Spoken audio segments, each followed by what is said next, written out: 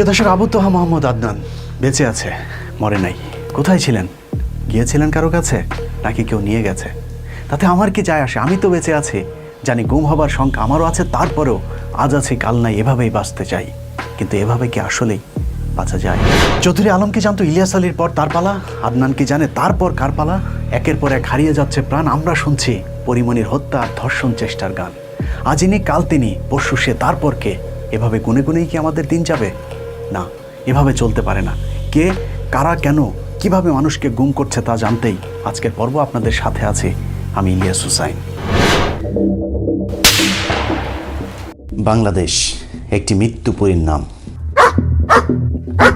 এই মৃত্যুপুরীতে কে, কেন, কখন মরছে, কারা মারছে, কেনই বা মারা হচ্ছে, তাও অজানাই থেকে যায়।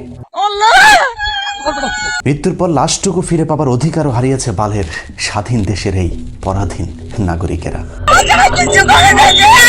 গুম এখন এই রাজ্যের নিয়মিত এবং খুবই স্বাভাবিক একটি ঘটনা। যে কেউ যে কোনো সময় গুম হয়ে যেতে পারে, এমন অনিশ্চয়তা মাথায় নিয়েই নিশ্চিন্তে এদেশের মানুষ ঘুমায়। সৌভাগ্যক্রমে কিছু গুমের ঘটনায় মানুষের লাশ অন্তত পাওয়া যায়। তেমনি গুমের একটি ঘটনা নারায়ণগঞ্জের 7 খুন।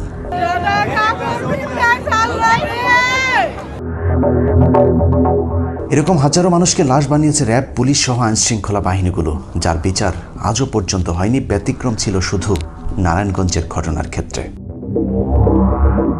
এই ঘটনায় গুমের শিকার মানুষগুলোর পরিবার কিছুটা হলেও বিচার অন্তত পেয়েছে। নারায়ণগঞ্জের 7 জনকে কেন, কিভাবে গুম করা হয়েছিল সেটা এখন সবাই জানে। তবে আরেকটু ভেতরের খবর জানতে আমি নিজেই ঢাকা কেন্দ্রীয় কারাগারে গিয়েছিলাম লেফটেন্যান্ট কর্নেল তারেক সাঈদের সাথে দেখা করতে। আইনা তাকে জিজ্ঞাসাবাদ করা হয়েছে, তারপরে তাকে নিয়ে অস্ত্র উদ্ধারে গেছি, ওখানে যায় সেগুলোগুলি খেয়াল করে দেখেন, সবগুলি কিন্তু কাহিনী একরকম। আপনি কিন্তু ফটো মেরে ফেলি না। যিনি 7 খুনের ঘটনায় প্রধান অভিযুক্ত, 2014 সালে জেলখানায় যেদিন তার সাথে আমার সাক্ষাৎ হয়েছিল, সেদিন তিনি বেশ কিছু গুরুত্বপূর্ণ স্পর্শকাতর তথ্য দিয়েছিলেন, যা আমি গোপনীয়ভাবে রেকর্ড করেছিলাম। সেনাবাহিনীর সাবেক এই কর্মকর্তা নির্দ্বিধায় 7 খুনের ঘটনা কিভাবে ঘটানো হয়েছিল তার রোমহর্ষক বর্ণনা দিয়েছিলেন। 24 অথবা 23 মার্চ টাইমটা ইয়াতে আমাদের ওই অধিনায়ক কনফারেন্স হয়, একটা মাসিক কনফারেন্স হয় অধিনায়কদের, সিওদের। ওখানে আমার একটা তালিকা দিল, ওটার মধ্যে এরকম 3 জনের নাম। একটা হচ্ছে লক্ষ্মীপুরের জিশান, এখানে হচ্ছে নজরুল, আরেকটা কুমিল্লার জানি কার নাম দিতে, আরেকটা সেইটার নাম না, আর নাম মনে নেই আমার। এটা কিসের জন্য এই লিস্ট? পুরস্কারের জন্য? এটা তো নজরুলের জায়গায় লেখা জি, কিন্তু আমাদের কাছে অন্য সিম্বল আছে জি রকম। যেদিনের ঘটনা তারপর দিন আইসা আমি আরে দোষী আমার সমস্ত অফিসারদেরকে নিয়ে বসি, বসে লিস্ট নিয়ে ওপেন, এটা তো লুকেন চাপের, এটা তো হেডকোয়ার্টার আদেশ, ওপেন শোনাই দিলাম। র্যাবের সাবেক এই সিওর বক্তব্য অনুযায়ী র্যাবের প্রতি মাসে একটি মিটিং হয়। সেই মিটিংয়ে স্বরাষ্ট্র মন্ত্রণালয় থেকে যে তালিকা র্যাব হেডকোয়ার্টারে পাঠানো হয়, সেগুলো সংশ্লিষ্ট ব্যাটালিয়নের সিওদের কাছে দেওয়া হয়। এরপর সুবিধামতো সুযোগ সময় অনুযায়ী তালিকাভুক্ত সেই ব্যক্তিকে খুন করা উক্ত ব্যাটালিয়নের জন্য সরকারি দায়িত্ব হয়ে দাঁড়ায়। তারেক সাঈদের এই বক্তব্য সত্যি হলে র্যাবের প্রতিটি গুম খুনের জন্য স্বরাষ্ট্রমন্ত্রী ও প্রধানমন্ত্রী সহ রাষ্ট্রের গুরুত্বপূর্ণ অনেকের বিচার হওয়া প্রয়োজন। শুধুমাত্র তারেক সাঈদের বিচার হলেই গুম কখনোই বন্ধ হবে না। প্রিয় দর্শক, এভাবে আমাদের ট্যাক্সের টাকায় চলা একটা বাহিনী দিনের পর দিন আমাদেরকেই গুম করছে। এসব তো পুরাতন খবর। আজকে বিদেশি আরেকটি বাহিনীর গুমের খবর জানাবো। 1971 সালে বাংলাদেশ তথাকথিত স্বাধীন হলেও আসলে আমরা এখনো পরাধীন আছি। দাস দাসীদের মতো দাসত্বের শৃঙ্খলে আমরা আজও বন্দী, মাঝে মধ্যে মহাজন পাল্টায়। বাংলাদেশ 1947 সাল পর্যন্ত ব্রিটিশদের দাসত্বের জীবন শেষ করে হাত বদলায় পাকিস্তানের কাছে। এরপর চোখ পড়ে ভারতের। 1965 সালে ভারত পাকিস্তান যুদ্ধের পর থেকেই বাংলাদেশ দখলের পরিকল্পনা করে ভারত, কারণ সেই যুদ্ধে ভারতকে পূর্ব পশ্চিম 2 পাকিস্তানের আক্রমণ সামাল দিতে হয়েছিল। এছাড়া ভারতের গোয়েন্দা ব্যর্থতাও সেই যুদ্ধের একটি দুর্বলতা হিসেবে চিহ্নিত করা হয়েছিল। গোয়েন্দা ব্যর্থতা কাটাতে 1968 সালে ভারতের পূর্বের গোয়েন্দা সংস্থাটিকে ঢেলে সাজিয়ে নাম পাল্টে করা হয় রিসার্চ অ্যান্ড অ্যানালাইসিস উইং, সংক্ষেপে যাকে বলা হয় র। পূর্ব পাকিস্তানকে পশ্চিম পাকিস্তান থেকে আলাদা করতে সেই বছরই বাংলাদেশ নামে একটি প্রজেক্ট হাতে নেয়, যে প্রজেক্টের মূল থিম ছিল ডিভাইড অ্যান্ড রোল। আর সেই প্রজেক্টেরই ফলাফল 1971 সালের কথিত মুক্তিযুদ্ধ আর আজকের ভারতের গিলে খাওয়া কথিত স্বাধীন বাংলাদেশ। রয়ের সেই প্রজেক্টের কাজ খুব বেশি কঠিন হয়নি, কারণ তাদেরকে সহায়তা করেছে তৎকালীন বাংলাদেশের কিছু ক্ষমতালোভী রাজনৈতিক নেতা। এই ক্ষেত্রে ভারতের সবচেয়ে পছন্দের লোক ছিলেন শেখ মুজিবুর রহমান। শেখ মুজিবের সাথে ভারতীয় গোয়েন্দা সংস্থার গোপন চক্রান্তের বিষয়টি পাকিস্তানি গোয়েন্দা সংস্থা ধরে ফেলার পর 1968 সালে শেখ মুজিব ও তার 35 সহযোগীর বিরুদ্ধে মামলা করে তাদেরকে গ্রেফতার করা হয়, যেটিকে আমরা আগরতলা ষড়যন্ত্র মামলা হিসেবে জানি, কিন্তু বাস্তবে সেটি কোনো ষড়যন্ত্র মামলা না। শেখ মুজিব আসলেই ভারতীয় গোয়েন্দা সংস্থার সাথে গোপন মিটিং করেছিলেন, যে বিষয়টি অশোক রায়নার ইনসাইড র বইয়ের 63 পৃষ্ঠায় তুলে ধরা হয়েছে। সেই মামলার একজন অন্যতম আসামি ক্যাপ্টেন এ শওকত আলী 2011 সালে প্রকাশিত তার বইয়ে স্বীকার করেন শেখ মুজিব আসলেই ভারতের সাথে গোপন চক্রান্ত করেছিল, যা আবার গুরুত্ব সহকারে আগরতলা ষড়যন্ত্র মামলার উইকিপিডিয়াতেও সংযুক্ত করেছে কর্তৃপক্ষ। এসব কারণে পূর্ব আর পশ্চিম পাকিস্তানের নেতাদের মধ্যে অবিশ্বাস বাড়তে শুরু করে। সেই সাথে ভৌগোলিক কারণে পশ্চিমাদের আমাদের প্রতি বৈষম্যের দৃষ্টি তো আগে থেকেই ছিল। পশ্চিম পাকিস্তানের দুঃশাসন থেকে বাঁচতে পূর্ব পাকিস্তানিদের স্বাধীনতা প্রয়োজন ছিল, এটা সত্য, কিন্তু ভারত আমাদেরকে সহায়তা করার জন্য নয়, বরং পশ্চিম পাকিস্তান থেকে পূর্ব পাকিস্তানকে আলাদা করে তারপর আমাদেরকে শোষণ করতে চেয়েছিল, যে কাজটি এখন তারা করছে। 1971 সালের 26শে মার্চ মুক্তিযুদ্ধ শুরু হবার পর ইন্দিরা গান্ধী, তাজউদ্দিন, ব্যারিস্টার আমিরুল এবং রেহমান সোবানের সাথে প্রথম সাক্ষাৎ করেন 4 এপ্রিল। ইন্দিরা গান্ধী সেদিনই মুক্তিযুদ্ধে ভারতের সর্বাত্মক সমর্থনের কথা বলেন।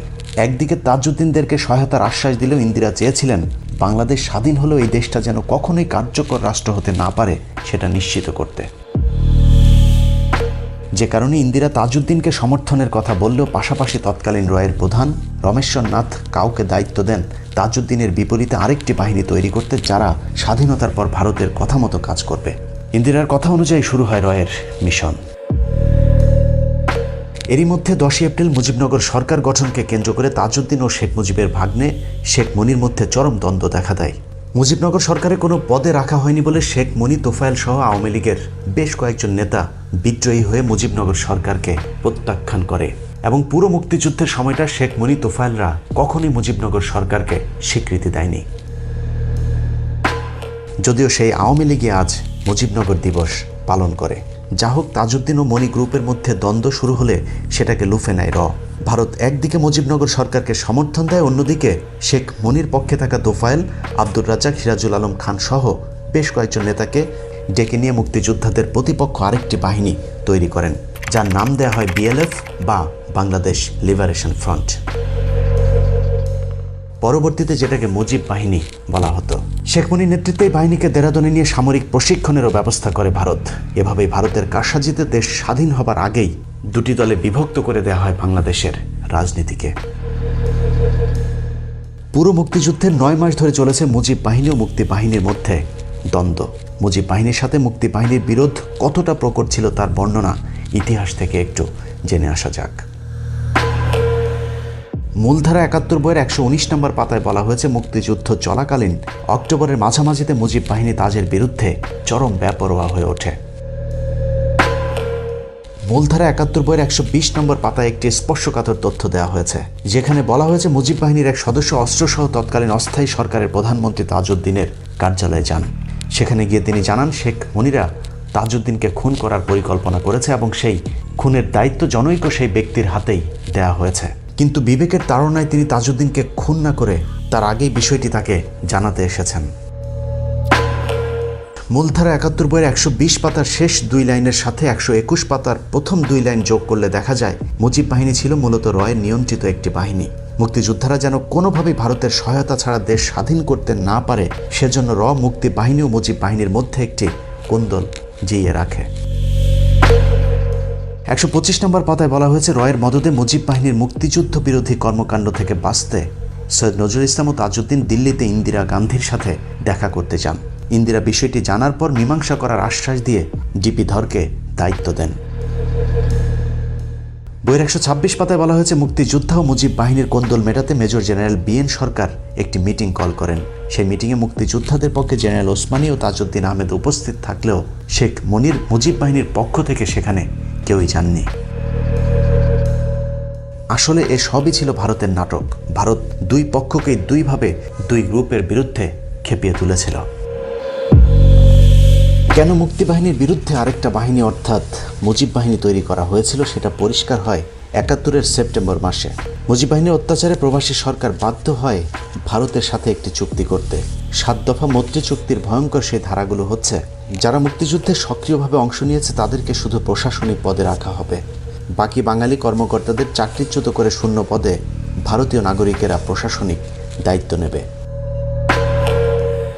বাংলাদেশ স্বাধীন হলেও প্রয়োজনীয় সংখ্যক ভারতীয় সৈন্য বাংলাদেশে অবস্থান করবে, তবে কতদিন তারা এই দেশে থাকবে তার সুনির্দিষ্ট কোনো সময়সীমা বেঁধে দেওয়া হয়নি চুক্তিতে। চুক্তির 3 নম্বর দফায় বলা হয়েছে, বাংলাদেশে নিজস্ব কোনো সেনাবাহিনী থাকবে না। এরপরের চুক্তিতে বলা হয়েছে, অভ্যন্তরীণ আইনশৃঙ্খলা বজায় রাখতে মুক্তি বাহিনীকে কেন্দ্র করে একটি প্যারামিলিশিয়া বাহিনী গঠন করা হবে, অর্থাৎ পরবর্তীতে যেই রক্ষী বাহিনী গঠন করা হয়েছিল সেটি ভারতের পরামর্শেই।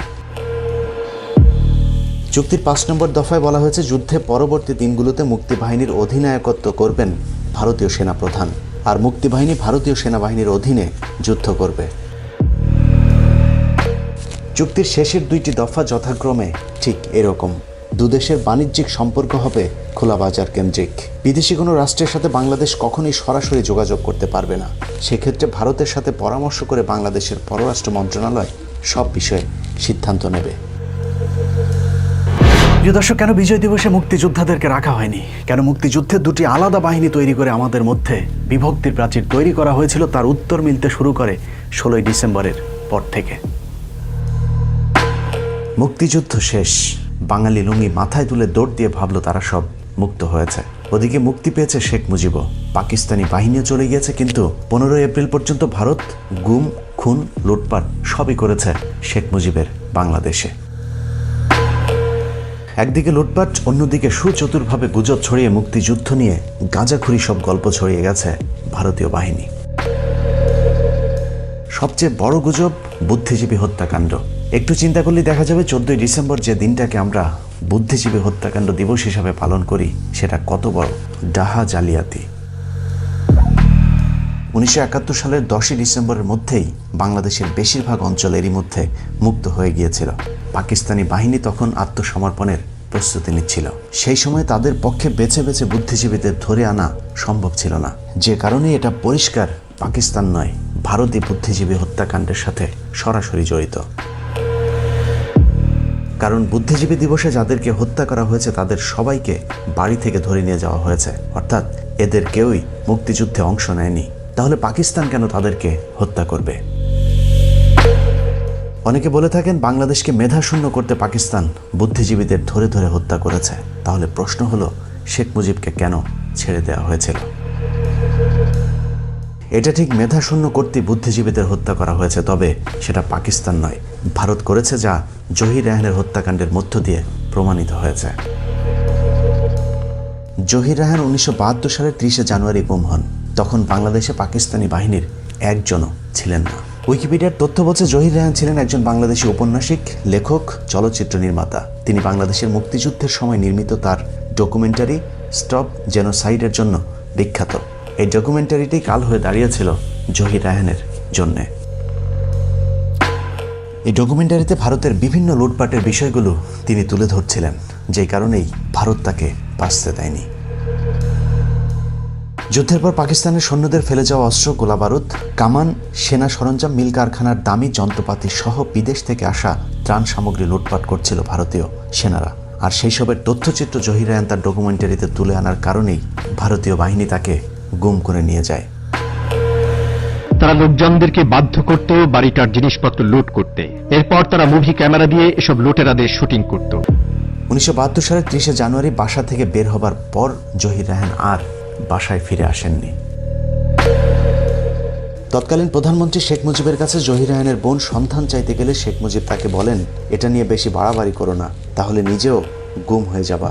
যা কিনা সেই সময়ের পত্রিকায় ছাপা হলে ক্ষোভে ফেটে পড়েন দেশের সাধারণ মানুষ। প্রিয় দর্শক, শেখ মুজিবের বাংলাদেশে জহির রায়হানকে দিয়ে গুমের সূচনা করেছিল ভারত, আর এখন হাসিনার সময় পুরো বাংলাদেশটাই তো একটা গুমের রাজ্য। আগে ভারত এসে গুম করে নিয়ে যেত, এখন নিজেরাই গুম করে ভারতে নিয়ে দিয়ে আসে বাংলাদেশের নজিরবিহীন বেনজির বাহিনী।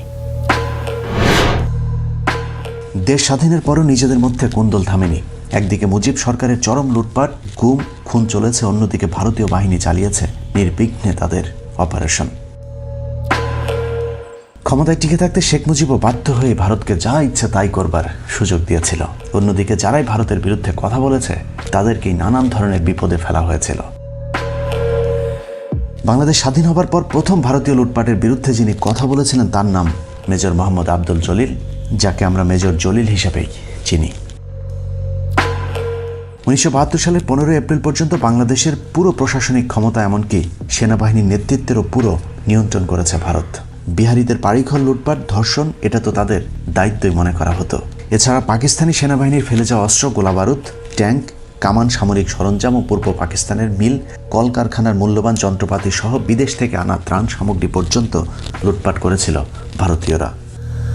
ভারতের সেই সময়ের সর্বোচ্চ সেনা কর্মকর্তা জগজিৎ সিং অরোরা লুটপাটের বিষয়টি স্বীকার করলেও তিনি ভারতের পক্ষেই হাস্যকর যুক্তি দেখিয়েছেন। Our troops looting the civilian property. Few incidents that came to my notice or the notice of my officers there, that we felt that leaving heavy weapons behind. Khulna সাতক্ষীরার বিস্তৃত সীমান্ত এলাকা দিয়ে ভারতীয়দের লুটপাটে বাধা দেবার কারণে মেজর জলিলের বিরুদ্ধে কোর্ট মার্শাল দেওয়া হয়। যদিও জেনারেল ওসমানী ও জিয়াউর রহমানদের হস্তক্ষেপে সে যাত্রায় বেঁচে যায় মেজর জলিল।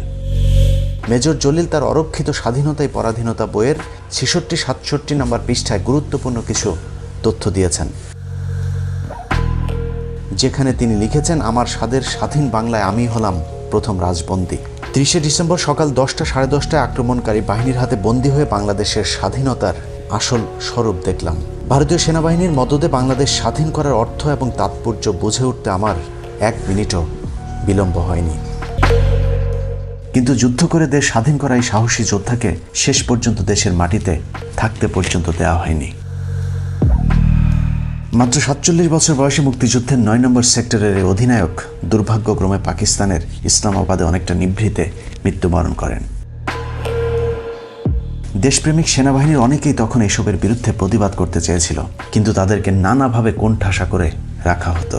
ভারতীয় বাহিনীর লুটপাট এবং মুজিব সরকারের লুটপাটে যেন কেউ মুখ খুলতে না পারে সেজন্য সেনাবাহিনীর বিরুদ্ধে গড়ে তোলা হয়েছিল প্যারামিলিটারি ফোর্স, রক্ষী বাহিনী। পৃথিবীর ইতিহাসে স্বাধীন কোনো দেশে সেনাবাহিনীর বিপরীতে এই ধরনের বাহিনী একেবারেই বিরল। এসব লুটপাটের বিরুদ্ধে প্রতিবাদ করায় মুক্তিযুদ্ধের সর্বাধিনায়ক জেনারেল ওসমানী সহ তাজউদ্দিনদেরকে প্রথমে এমপি মন্ত্রী করা হলেও পরে বাদ দিয়ে দেওয়া হয়েছিল। দিল্লির দাসত্ব মেনে নেওয়ার জন্য করাচির বিরুদ্ধে যুদ্ধ করেনি বলা মরহুম আব্দুল হামিদ খান ভাসানীকে পর্যন্ত গৃহবন্দী করেছিল শেখ মুজিব। অবশ্য দেশপ্রেমিক সেনাবাহিনীকে ধ্বংস করে দেশের বিরুদ্ধে কাজ করার সুযোগ বাকশালী শেখ মুজিবকে খুব বেশি দিন দেয়নি সেনাবাহিনী। মাঝে জিয়াউর রহমান, খালেদা জিয়াদের বাংলাদেশে ভারত তেমন সুবিধা করতে না পারলেও 2008 সালে পুরাতন বন্ধু মুজিব কন্যাকে বসিয়ে আবারও শুরু হয় বাংলাদেশকে ভারতের করদ রাজ্য বানানোর অভিযান। যে সেনাবাহিনী ভারত ও শেখ মুজিবের বাকশালের বিরুদ্ধে বাধা হয়ে দাঁড়িয়েছিল, এবার প্রথমেই সেই রাস্তা বন্ধ করে দেওয়া হয়েছে। হাসিনাকে ক্ষমতায় বসানোর 1.5 মাসের মাথায় প্রথমেই কথিত বিডিআর বিদ্রোহের নামে সেনাবাহিনীকে ধ্বংস করে দেওয়া হয়।